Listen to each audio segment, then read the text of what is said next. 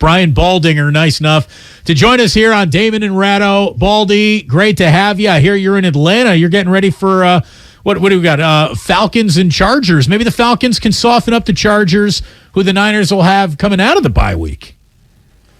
That's right. They do play them up at Levi next week. But the Falcons, don't look now, Damon, but they're in first place in that rip-roaring NFC South. So they're one of the surprise teams in this league, and they're going to try and turn the corner above 500 and, see if some of these young players can get ready for some primetime games. Well, if there's one thing I'm sure you don't have to do is convince 49ers fans how much this Falcons team can sneak up on you. I mean, we just saw it with our own two eyes. Yeah. Well, I mean, you saw it 2 years ago when they came to San Francisco and put one on you when they were like 2-7 or 2-8 or something like that. So that was a different era. Matt Ryan, Julio Jones scoring at the end. But no, you always have to, you just have to, all these teams right now, the records are meaningless. I mean, it's about how you're playing and getting ready to, and if you start playing good football, you can start stacking wins. And if you're stacking wins in the second half of the season, you're more and less likely in this league right now going to make the playoffs. Taking your statement that all the records right now are meaningless, how does one evaluate the Philadelphia Eagles? How close are they to actually being 8-0, and how close are they to being actually 4-4? They're a lot closer to being 8-0. I mean, they lead the league by a wide margin in turnover ratio. They did lose their first fumble last night off a blitz, but they take care of the football. They're very well coached. They've got great depth. They've got some star players. The quarterback has really evolved and I think he's a primetime player. So I think they're very close to 8-0. They're going to be tough to beat. They will get beat, eventually, and they'll lose some. But I believe that they're geared up and preparing to become the number one seed in the NFC when it comes to the playoffs. Brian Baldinger with us here on 95.7 The Game on a Friday afternoon. So, we have, I think, disrespected throughout the years the running back position by saying, you're crazy for drafting a running back in the first round, or maybe even the second round is too aggressive. And then, we've seen the Shanahans, we've seen it with the kid, we've seen it with the father. They take names off the street and turn them into 1,000-yard backs. And then you see a guy like Christian McCaffrey, and you get reminded that not all running backs, are created equal. And fitting in seamlessly in such little time. Like, Brian, I don't care how easy it's supposed to be. It ain't. There's nothing easy about the NFL. No element of that game is easy. How impressed were you that McCaffrey did fit in so seamlessly, and not just in the backfield, but, to say that he was scheme diverse would be a huge understatement. Yeah, it was amazing. I mean, I remember talking to Jimmy before the game and down the field, and I asked him about Christian. I said, how much of the offense does he know, Jimmy? I was like, what's reasonable? He goes, he's got a lot, Baldy. Like, he could probably do 85-90% of it was the number he threw out there. And I'm sure if he needed a little bit of help, Jimmy could help him coming out of the huddle, and he could tag a play. And like the touchdown catch he was simply a safety valve on the play. I mean, he was all the way to the sideline. There's a lot of teams that put guys on the sideline, and if the quarterback is in trouble, he knows he can almost blindly just throw it to the sideline and he can catch it. But he just had the fortitude, I guess, or the vision just to go on that play, because Jimmy was starting to move, he was starting to scramble, he was starting to break the pocket, and he decided to leave his spot and go to the end zone, and Jimmy threw a jump ball to him, and he went up and, contorted his body like, the way you see an NBA player up at the rim, take care of it and flush it. And it was really kind of amazing, because that's something you really can't practice. That type of play is just, it's a freelance type of play. And to see them do that already was really kind of amazing to me. How much of a comparison point is there between the 49ers introducing McCaffrey into their offense this year and Deebo Samuel a year ago? What are the structural differences and what are the structural similarities? Well, I think Christian is used to, I think, we heard about this in the offseason when Debo was looking for a contract, and he didn't necessarily want to be running 10 times into the middle of the Rams defensive line and have Aaron Donald jump on his back when he's trying to, stay healthy to play 10, 12 years as a wide receiver. So I think that Christian is used to that, and he's kind of built up, the body and the muscles to be able to handle that type of pounding. And not necessarily take the pounding, but able to avoid the pounding once he gets into in between the tackles, like he busted out a couple of times. I'd say that's the biggest thing is, running backs are prepared, not that they always can handle it, but they're prepared to take the pounding.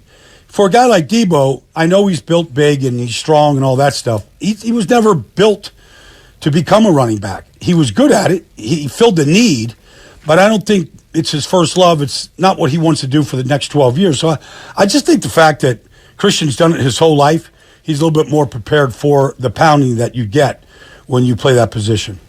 Brian Baldinger, again, the breakdowns on Twitter, the Baldy breakdowns, it's where fans go to learn more about this game. And one of the things that you do so well is highlight the intricacies of offensive line play, of defensive line excellence. Everyone shares highlights of running backs busting big yards and Patrick Mahomes is good. Oh, thank you. I didn't know that. You put the spotlight where it normally doesn't fall. We're at the halfway point here in this NFL season.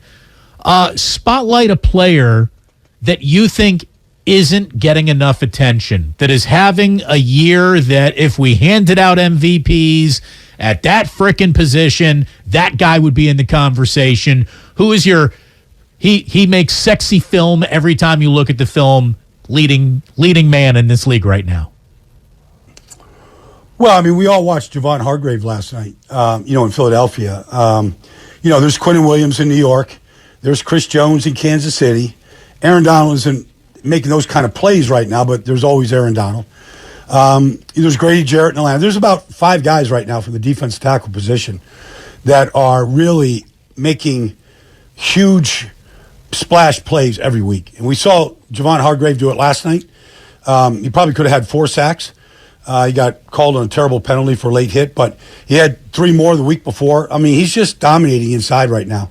He was always a very powerful guy, even coming out of South Carolina State 5 years ago, but he is, he's a dominant interior player in this league right now. He makes everybody else, Hassan Reddick, Fletcher Cox, Josh Sweat, he makes everybody else around him better right now, the way that he's just collapsing a pocket up a middle. And I don't want to leave Jeffrey Simmons out of there, because Simmons might be the better than all of them in Tennessee. But when the quarterback can't step up, Damon, in order to make a throw, because the tackle is right in his grill, that's a problem. That's what Javon Hargrave is doing. Brian, are you surprised that in a league that has basically tilted every advantage to the offenses are struggling mightily this year across the board in the NFL? Does it almost make you happy in your football heart that defense still rules the conversation in this league? Well, I think that it makes me feel good because the rules are so stacked against defense. I don't really know what a defensive back can do. I know if you put your hands on any receiver at any point, you could get flagged. It just makes it hard. There is some of those battles on the outside you kind of enjoy watching. I wouldn't mind watching, Jalen Ramsey go up against Mike Evans this week and just enjoy a good physical battle back and forth. That can be worth the price of admission. So I'm excited that, people are paying attention to defenses and defenses are catching up to offenses, and they're figuring out new ways to pressure quarterbacks and get the ball out of their hands quicker and playing more zero coverage and challenging offenses. I think that's just the normal ebb and flow of offense and defense in this industry. This is about the time every year where you start to see a team here and a team there sort of drop out of the playoff chase. Would you anticipate in the next couple of weeks that one of those teams might be the Rams? Yeah. Yeah, because they're very flawed. And, everybody knows what it is. They can't run the football. And they're trying with fly sweeps and, all the things that they've done, secure the backside, defensive end with wide receivers. But they're just so broken down now. They're on their third left tackle and, they got their starting center back. But, they're just so beat up front that they're just not very good. And it's some of it is just war of attrition. They're just down to guys that probably need to just be backups, but that's who's out there right now. So they're very flawed. And when Matt Stafford, gets pressed like he did in the second half of that game, when the 49ers started, really pressuring him on third downs, like they came up short and they were 3 and out. And, I think that team, they really miss Von Miller. They don't really have another guy off the edge that they really need opposite Leonard Floyd right now. And they were players in this, this trading war that just happened last week, but they didn't get anybody. So it wouldn't surprise me right now. And I'm not saying it's Super Bowl hangover, but, when you win it the way they won it, there is a tendency just to relax. And maybe that's happening. Baldy, it's nice to have, a bye right in the middle. A nice halfway point. Week 9 feels like where I would want it if I were a coach. In your playing days, did you ever have a demonstrably good bye week? Was there ever a week where hey, the year that we were going to have changed? When did it change? The bye week. Is there anything ever that happened that dramatically in any bye week of your life? Well, we had some rather unsatisfactory bye weeks, Damon. I remember one year we went it was like training camp. We went back to practice, and we were so exhausted at the end of practices Tuesday, Wednesday, and Thursday. We were like, the hell with the weekend. Let's just rest. Like this, one year was a really bad year, and they're like, Baldy, you got to be the center going forward. We need you at practice. I'm like, well, there's 10 other veterans that don't have to go, but I got. So it wasn't always fun. I can't really say that we timed it right one year or another. I just know that it was nice to have a weekend off where you could just watch football. That's what I did. I thought that was just fun, just sitting back on a couch with a bunch of buddies and just being a fan and just watching games and, knowing guys that you knew on other teams and teams that you knew. Just being a fan and sitting back and watching games was just fun for a weekend. And look what you get to do for a living now. Brian Baldinger, have a great time. Have a great time in Atlanta, man. It's a great onion ring town. I don't know why I associate onion rings with Atlanta, but I do, so enjoy. Well, listen to this, Damien. If I come across good onion rings, I will shoot you a note on Saturday night. I don't know that I will, but if I do, I'll shoot you a note about how good they are. Let me know. I'm waiting with bated breath. Brian Baldinger, thanks so much, man. Appreciate it. Yep.